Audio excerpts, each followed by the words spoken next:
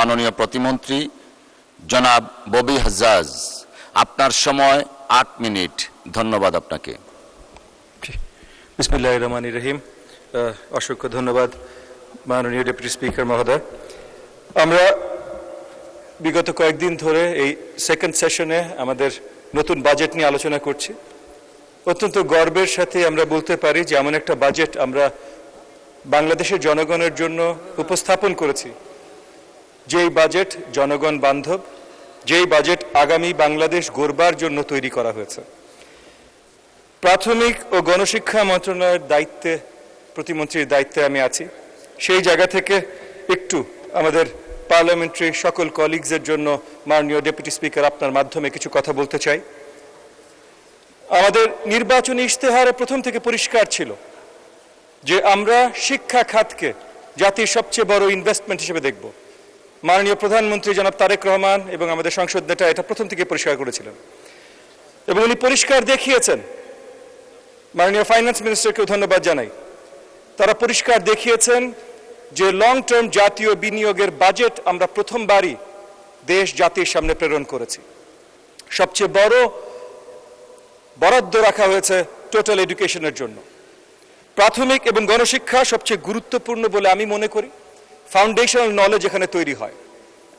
বিগত 20 বছর ধরে প্রাথমিক শিক্ষায়, গণশিক্ষায় আমরা যেই লেভেলের অরাজকতা দেখেছি, সেটা এখন পরিষ্কার যে আমাদের বিশ্ববিদ্যালয়গুলোতে পরীক্ষা দিতে যেয়ে আমাদের শিক্ষার্থীরা পাশ করতে পারে না অনেক জায়গায়। সময়ের সাথে সাথে দেখা দেয় নিত্য নতুন প্রয়োজন। রেডি থাকতে হয় প্রতি মুহূর্ত। তাই এলো ইনোভার, যেন আপনি লাইফে থাকেন রেডি প্রতিদিন। Innova, designed for now. আমাদের পার্শ্ববর্তী দেশ সিঙ্গাপুরে আমাদের এইচএসসি লেভেলকে তাদের সমসমান ক্লাস 6 এর লেভেলের সাথে তুলনা করা হয়। তো সেই জায়গা থেকে আমাদের এখন দায়িত্ব এই জাতিগত ইনভেস্টমেন্টটা ঢালাওভাবে সাজানো। মাননীয় প্রধানমন্ত্রীর ইনস্ট্রাকশনসে আমরা বড়ভাবে ঢালাওভাবে সাজাবার জন্য প্রাথমিক শিক্ষার কারিকুলাম, প্রাথমিক শিক্ষার টিচারের অবস্থান, প্রাথমিক শিক্ষার ইনফ্রাস্ট্রাকচার, এই সবগুলোতে এবং অ্যাডমিনিস্ট্রেশনের সবগুলোতে বড়ভাবে ঢেলে সাজানোর জন্য আমরা হাত দিয়েছি। কিন্তু এখানে এত সুন্দর ইনভেস্টমেন্টের পরও যে কাজগুলো আমরা করছি, অনেক সময় আমরা দেখি আমাদের পার্লামেন্টে আমাদের অপোজিশনের যে ভাই ও বোনেরা আছেন, তাদের অনেকের মধ্যে থেকে বা পলিটিক্যাল অপোজিশনের অনেকের মধ্যে থেকে অনেক ধরনের আলোচনা আমরা শুনি, যে আলোচনাগুলো আসলে কনস্ট্রাকটিভ না। আমরা অনেক ত্যাগ তিতিক্ষার পর এই পার্লামেন্টে এসেছি যে বাংলাদেশের জনগণকে আমরা সুন্দর একটা গণতান্ত্রিক সরকার ব্যবস্থা দেব, যেখানে সুন্দর আলোচনার মাধ্যমে সবচেয়ে বেস্ট রেজাল্টগুলো জনগণের জন্য তুলে ধরব। তো সেই জায়গা থেকে মাননীয় প্রধানমন্ত্রী প্রথম থেকে পরিষ্কার করেছিলেন যে সঠিক শিক্ষা ব্যবস্থা যদি তৈরি করতে হয়, তাহলে সেটার অংশ খেলাধুলা, স্পোর্টস এবং কালচার পরিষ্কারভাবে হতে হবে। আমরা ইতিমধ্যে ব্যবস্থা শুরু করেছি যে প্রাথমিকে ক্লাস 4-5 থেকেই পুরোপুরিভাবে কালচার শিক্ষার অংশ হবে, স্পোর্টস শিক্ষার অংশ হবে। আমাদের প্রচেষ্টা আছে 8টা খেলা আমরা কম্পালসারি শিক্ষা ব্যবস্থায় ঢুকাবো। শুরুতে আমরা সবগুলো ঢুকাতে পারবো না, 2-3টা দিয়ে আমরা শুরু করব। একইভাবে কালচারের পুরোপুরি যত কালচার এলিমেন্টস বলতে আপনারা যত কিছু বোঝেন, পারফর্মেটিভ arts, expressive arts, fine arts, এই সবগুলো প্রাথমিক থেকে আমরা দেওয়া শুরু করব। ওটা দুঃখের সাথে আমি আপনাকে বলছি, আজকে এই পার্লামেন্টে, এই মহান পার্লামেন্টে বলতে হচ্ছে মাননীয় ডেপুটি স্পিকার, যে আমাদের পলিটিক্যাল অপোজিশনের মধ্যে অনেকের কাছ থেকে আলোচনা শুরু হয়েছে, নেতিবাচক আলোচনা শুরু হয়েছে আমাদের কালচারাল কারিকুলামে কি আসতে পারে সেটা নিয়ে। এটা অত্যন্ত দুঃখজনক। বিকজ আমাদের সবার নজর রাখতে হবে আগামীর বাংলাদেশ গড়া নিয়ে। মাঝে মধ্যে আমরা দেখেছি এই মহান পার্লামেন্টে বসেও বা যারা বসেন, এদের মধ্যে অনেকে বাইরে যে এমন বক্তব্য রাখেন, যেই বক্তব্যগুলো আসলে কোনোভাবেই কোনো ভদ্র সমাজে, কোনো ভদ্র মানুষের মুখে সমীচীন না, একজন পার্লামেন্টের মুখে তো সমীচীন হতেই পারে না।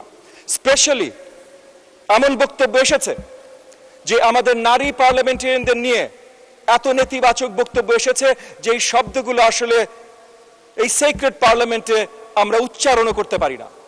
ওই একই জায়গার মনোভাব থেকে, ওই একই নেতিবাচক বা নোংরা মনোভাব থেকে ওই জায়গায় কথা আসে যে কালচারাল এডুকেশন নাকি আমাদের সন্তানদের ভুল পথে নিয়ে যাবে। আমরা নতুন সমৃদ্ধ বাংলাদেশ তৈরি করতে চাই। যেই নতুন সমৃদ্ধর বাংলাদেশের পথ আমাদের দেখাচ্ছেন আমাদের মাননীয় প্রধানমন্ত্রী, আমাদের সংসদ নেতা জনাব তারেক রহমান।